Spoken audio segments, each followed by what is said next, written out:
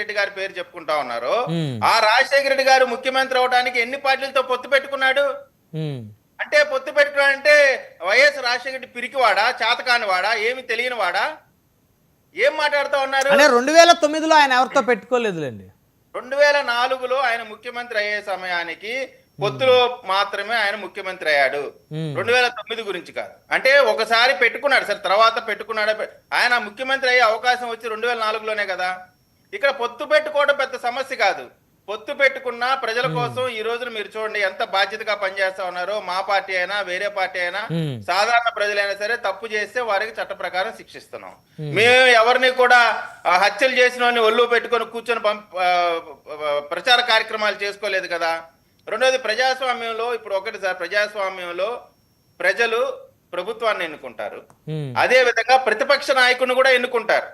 అవును. ఇది ఇది ప్రజాస్వామ్యంలో జరిగేటువంటి నిరంతర ప్రక్రియ. ఉమ్, కానీ ప్రజలు ఈ రాష్ట్రానికి 151 సీట్ల అత్యధిక మెజార్టీతో గెలిపించినటువంటి ఇదే ప్రజలు ఈ జగన్మోహన్ రెడ్డి గారి 5 ఏళ్ల పరిపాలన చూసి బెంబేలెత్తిపోయి, భయపడిపోయి, కంగారెత్తిపోయి, దేవుడా ఇంకొకసారి ఇతను గాని ముఖ్యమంత్రిగా దేవుడెరుగు, ప్రతిపక్ష నాయకుడుగా ఉంటేనే కూడా ఈ రాష్ట్రానికి ఇబ్బంది కలిగిద్ది, అరిష్టం జరిగిద్ది అనేటువంటి ఆలోచనతో ఆయన కనీసం ప్రతిపక్ష నాయకుడు హోదా కూడా ఇవ్వకుండా ఇంట్లో కూర్చోబెట్టినటువంటి ఓటరు దేవుళ్ళు.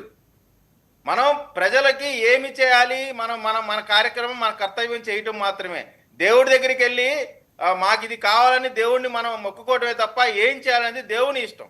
ఉమ్, అట్లాగే దేవుడు ఏం నిర్ణయిస్తాడో అది మనం పాటించాలా. ఇవాళ ఓటరు దేవుడు ఈ రాష్ట్రానికి ఈ కూటమి అవసరం. ప్రతిపక్ష నాయకుడిగా కూడా జగన్మోహన్ రెడ్డి గారు పనికిరారు అని పక్కన పెట్టిన తర్వాత, ఎమ్మెల్యేగా మాత్రమే అతను ఉండగలుగుతాడు అని చెప్పిన తర్వాత ఈ రోజున అసెంబ్లీలో కనీసం రాలేదు అంటే అంటే ప్రజల యొక్క నిర్ణయానికి వ్యతిరేకంగా, ఓటర్ దేవుడి నిర్ణయానికి వ్యతిరేకంగా వారు ప్రవర్తిస్తా ఉన్నారు. అంటే ఎమ్మెల్యేగా కూడా వీళ్ళకి ఉండటం ఇష్టం లేదు. వీళ్ళు రాబోయే రోజుల్లో ప్రజలు ఇదే విధంగా ప్రవర్తిస్తే ఎమ్మెల్యేగా కూడా ఉన్నవరండి. అవును. ప్రజలు చాలా గొప్పవాళ్ళు, ఓటర్ చాలా గొప్పవాడు, వాళ్ళకి అన్నీ తెలుసు ఎవరు ఏంటి అనేటువంటిది. కాబట్టి ఇవాళ రాష్ట్రంలో పవన్ కళ్యాణ్ గారు తీసుకున్నటువంటి నిర్ణయం, నాగబాబు గారు చెప్పినటువంటి వ్యాఖ్యలు, అక్కడక్కడ వాస్తవంగా ఇప్పుడు ప్రతి దాంట్లో కూడా సమస్యలు ఉంటాయి, అక్కడక్కడ ఇబ్బందులు ఉంటాయి, వాటన్నిటి కూడా అధిగమించుకొని వెళ్ళాలి తప్ప ఇవాళ ఇప్పుడు జగన్మోహన్ రెడ్డి గారి తల్లి గారికి మన షర్మిల గారికి డిఫరెన్స్ వచ్చింది. మనం మాట్లాడకూడదు, కానీ పబ్లిక్ లైఫ్ లో రాజకీయ పార్టీగా ఉన్నప్పుడు వాళ్ళకి డిఫరెన్స్ వచ్చింది. ఏం చేస్తారు? అందరు కలిసి కుటుంబంలో కూర్చొని ఉన్న సమస్యను పరిష్కరించుకోవాలా.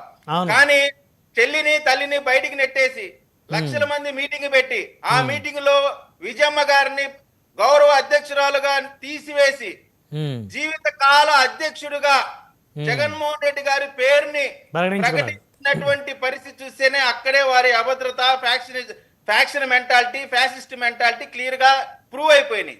ఇవన్నీ చూసిన తర్వాతనండి ప్రజలు ఊరికే 124 సీట్లు ఇవ్వాలి ఆ కూటమికి. జగన్మోహన్ రెడ్డి గారి యొక్క ప్రతి ప్రవర్తనని, ఆ కూటమి నాయకుల యొక్క ప్రతి ప్రవర్తనని, ఇంకా వాళ్ళ భాషలో చెప్పాలంటే కొడాలి నాని మాట మనం ఇప్పుడు అనకూడదు, అటువంటి భాషలన్నిటిని కూడా బేరేజ్ వేసుకునే ఈ రాష్ట్రంలో మాట్లాడదాం. విజయ్ కిరణ్ గారు రైట్, మళ్ళీ వస్తాను మీ దగ్గర. మొత్తం మస్తాన్ రావు గారు ఉన్నారు, సీనియర్ జర్నలిస్ట్, రాజకీయ విశ్లేషకులు. మస్తాన్ రావు గారు నమస్తే అండి. నమస్తే బ్రహ్మనాయుడు గారు. సో చాలా రోజుల తర్వాత వెంటనే మళ్ళీ మేము 15 ఏళ్ళు కలిసి ఉంటాం. అంటే ప్రభుత్వానికి సంబంధించి ప్రతిష్టాత్మకంగా తీసుకున్నటువంటి అన్నదాత సుఖీభవ పథకాన్ని ప్రారంభించిన చంద్రబాబు గారు రాష్ట్రం మరి గతంలో ఇబ్బంది పడిందని, మరి అరాచక పరిపాలన సాగిందని, విధ్వంసం జరిగిందని రాష్ట్రంలో గతంలో. సో ప్రభుత్వ వ్యతిరేక ఓట్ బ్యాంక్ చేలకోకూడదని పవన్ కళ్యాణ్ నాకు మద్దతు ఇచ్చారని, మేము 15 ఏళ్ళు ఖచ్చితంగా ఉండి మేము ముందుకు వెళ్తామని.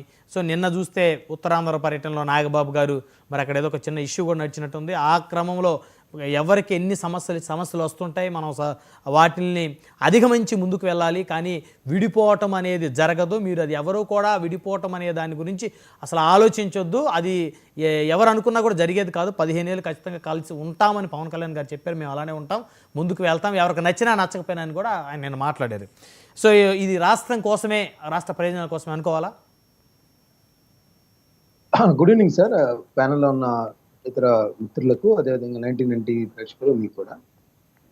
అంటే చంద్రబాబు నాయుడు గారు ఇప్పుడు యాక్చువల్గా ఏంటంటే